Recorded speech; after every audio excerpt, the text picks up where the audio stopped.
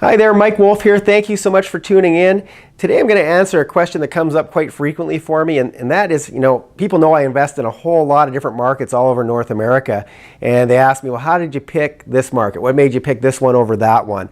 And so I'm going to give you a few tips. One of them is find out, first of all, is it landlord friendly or tenant friendly? So we have places like California, very much in favor of the tenants. If you have a bad tenant, and they know how to work the system, they can stay in your home for a long time while they're trashing it, while they're not paying rent. What would that do to your ROI, your return on investment, if you weren't collecting any revenue from your property? How long could you sustain that?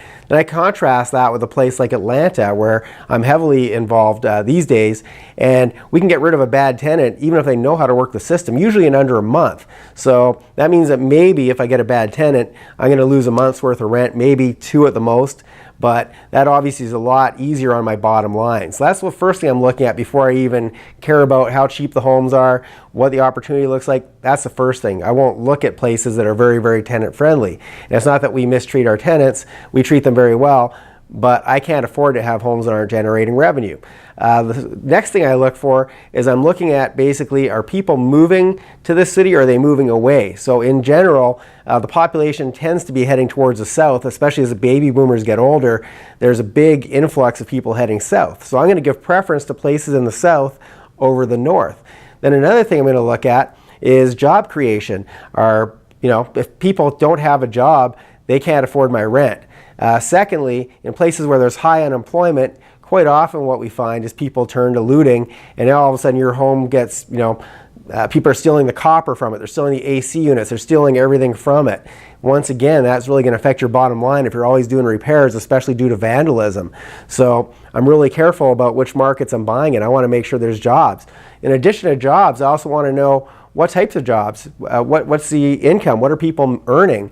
I also want to know, is it a diversified job force? I don't want to be in a city that's all one industry, because if that city runs into trouble, such as Detroit with the auto industry, then you're in trouble. You're gonna have a hard time collecting rent. There's gonna be massive layoffs all at the same time. Now you have a property that's probably going down in value. So I want to be in a place where there's a lot of different jobs.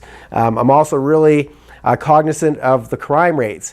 So you can go to websites such as citydata.com. You can go to Trulia. They have what's called heat maps. There's a lot of data available on the internet that talks about what's going on in different cities. So really important to look at all that stuff. So that's a good starting point. Obviously, I go into a lot more detail. There's a lot more things I look at. I look at schools, and I look at different districts within the cities. There's a lot of work that has to be done prior to investing. So that's a good starting point, though, and I hope that helps you to at least know where to begin if you're going to start looking at some different cities to invest in. I'm always here to help you, so feel free to reach out, send me an email or give me a phone call or put some comments, and I'd be happy to answer them. So I look forward to seeing you soon. Thanks so much for tuning in.